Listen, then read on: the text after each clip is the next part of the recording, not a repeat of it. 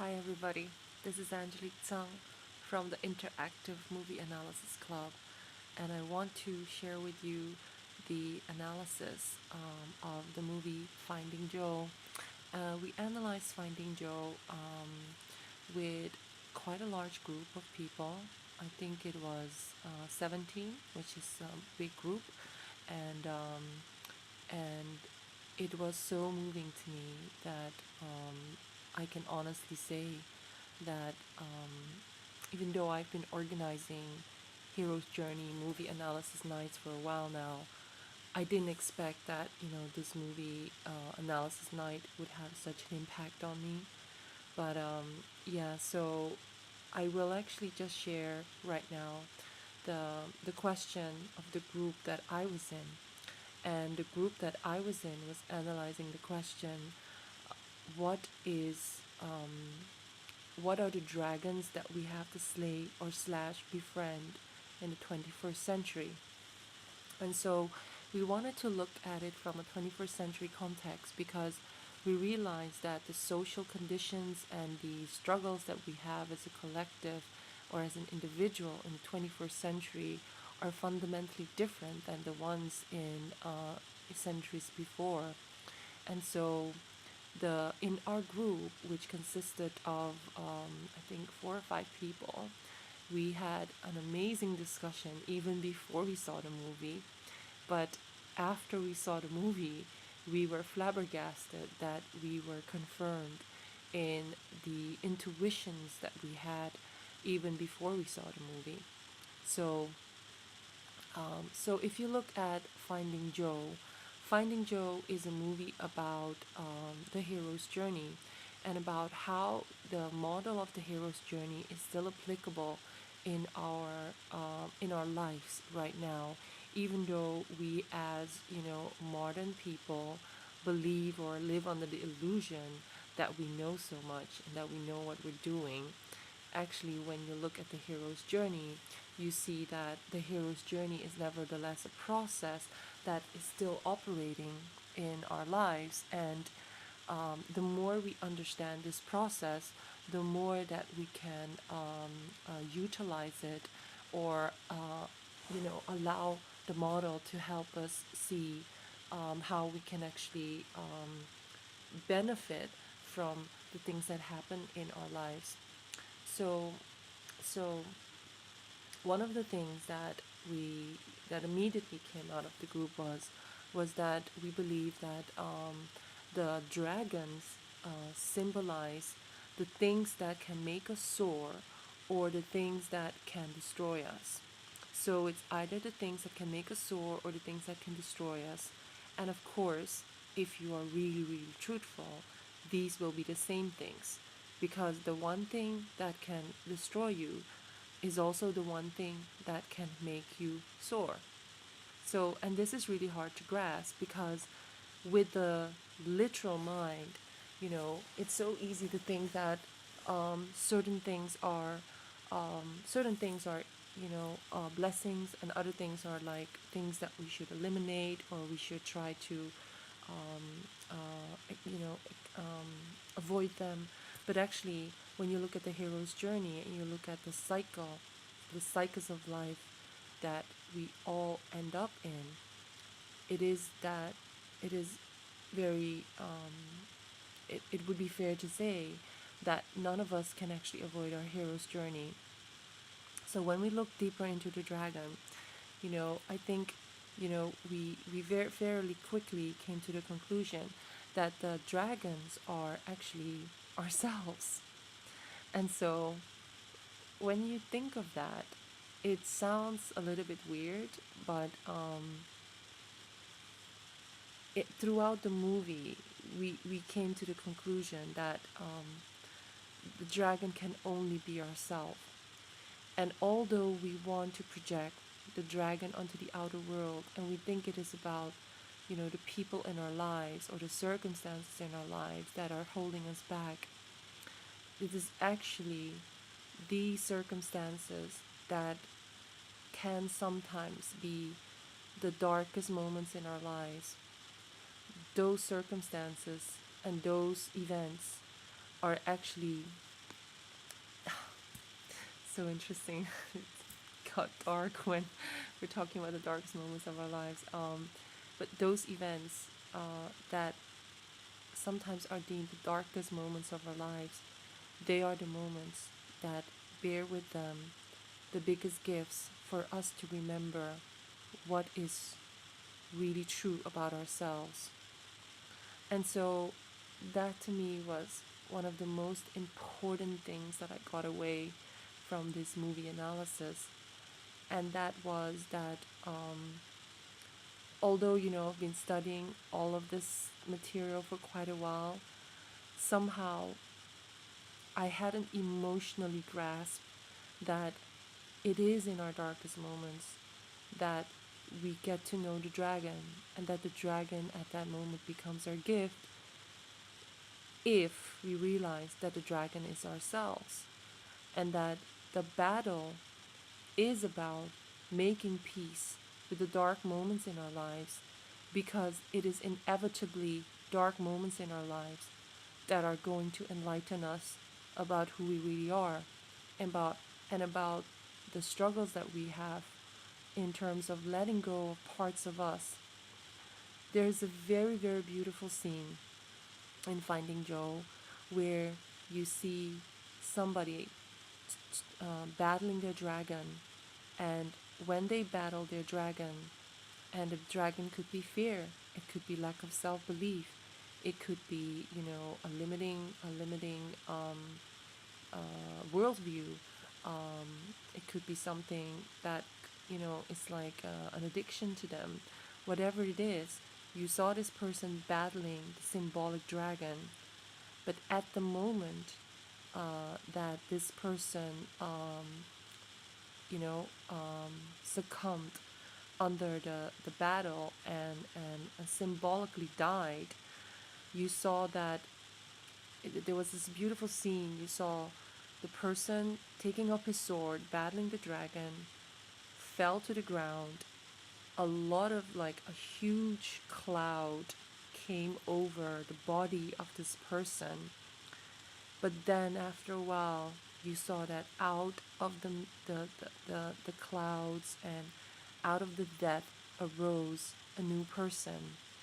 And this new person was a warrior carrying a sword.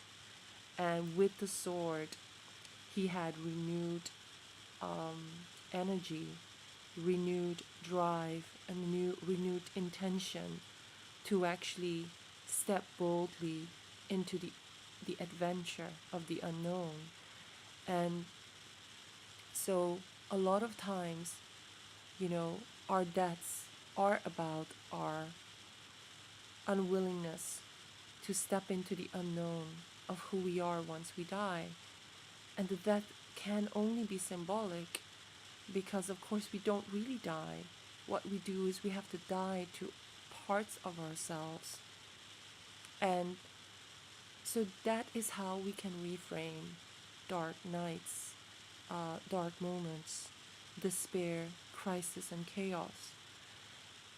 If we can learn to see that these crises and chaos are actually, you know, heralding moments where we can shed parts of us that are unwilling or somehow believing that we're incapable of taking the journey into the unknown, where there's growth, where there is renewal, where there is hope, where there is expansion and transformation. If we can see these dark moments as the prerequisite to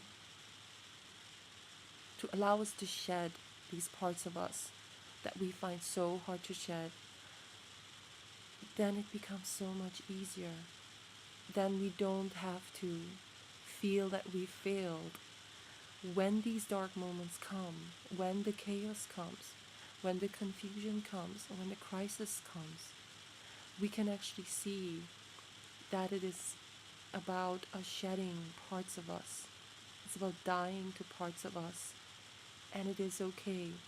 because with the death, something new will be reborn, and that new us is able to take the journey where before we couldn't, where before we were in a martyrdom, where before we were a victim, where before we were scared, where before we demanded guarantees of life, where there were none.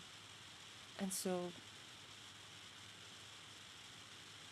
I can't tell you how moving that was to me, that I understood that the dark nights of the soul and our hero's journey are intrinsically linked to the blessings of the, the deaths that follow when we face our dragons. There is another scene that really moved me, and it was about us understanding that the dragons are us. And it is a scene where the hero is facing his dragon, but then this scene happened, and gosh, I have the goosebumps right now just thinking of it. The scene is where the dragon faces his hero, and the dragon is wearing a mask. The dragon takes off his mask, and the hero finds himself facing himself. The dragon finds himself facing himself as the hero. And it is so beautiful to realize that the hero's journey is not about battling outer external demons. The demons are us. And the demons are whatever is holding us back, whatever is limiting us, whatever is saying to us that we are not worthy, we are not good enough, we are not lovable enough, or we are not capable enough. Whatever our dragon is, we decide whether the dragon will make us soar or whether it will destroy us. The choice is up to us. One of the participants in the group said that the follow your bliss philosophy of the hero's journey has been adapted in a very westernized way, meaning follow your bliss actually comes from Sanskrit Satchidananda, and Sat refers to the word being or truth, and Chit refers to the word consciousness, and Ananda refers to bliss. But the way that one of the participants noticed that the way that we have adopted it in the hero's journey methodology or model is that we talk about following your bliss, and it feels as if we aren't disregarding the two words before Ananda. We are just focusing on Ananda, which is bliss, and we have interpreted as following your bliss. Rather, we're not looking at the words Sat and Chit, which refer to beingness and consciousness. And while we were talking about the dragon being us, the dragon being, our own shadow parts, our own fear, our own limiting beliefs, I suddenly realized that there was a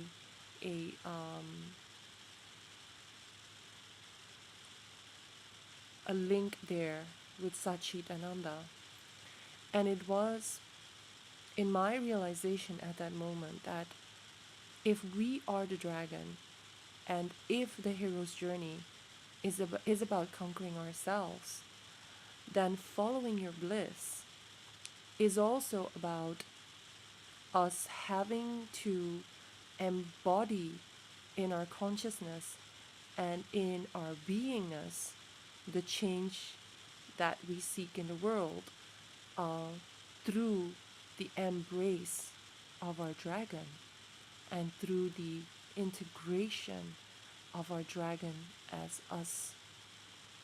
And so, as an example, we came up with Ho'oponopono, meaning Ho'oponopono is a is a type of therapy where you take absolute responsibility for everything that happens in your life. Everything that happens in your life, you take responsibility and you heal it with love and with forgiveness towards yourself and towards the other person.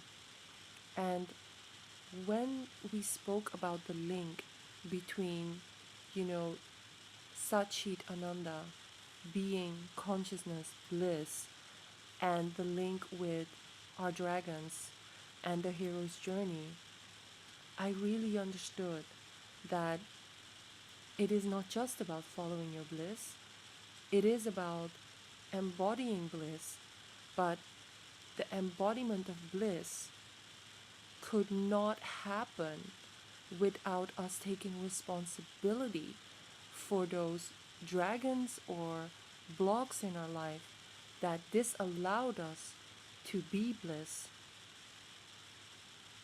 So so I hope that, this whole discussion around following your bliss and the link with the dragon and the missing parts of Satchitananda are now becoming more clear. Although the hero's journey is about following your bliss, there is such an integral part around the battle with the dragons in our lives.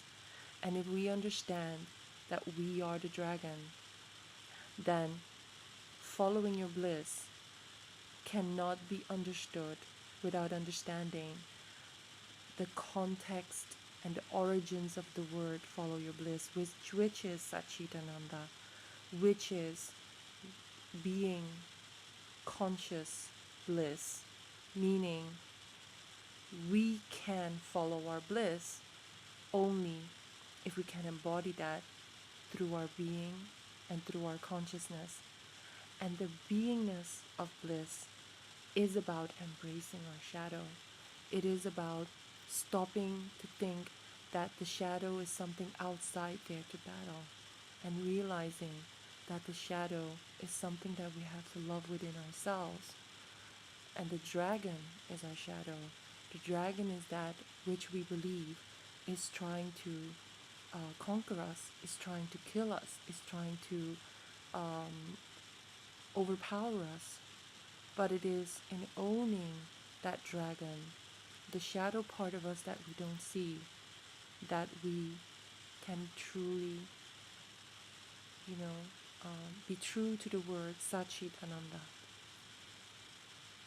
I hope that I haven't confused too much of you. So I could only say, watch the movie Finding Joe. Watch it several times if you have to. And look for the link between the battle with our dragons and Satchitananda. Thank you. Hope to see you soon again. Bye.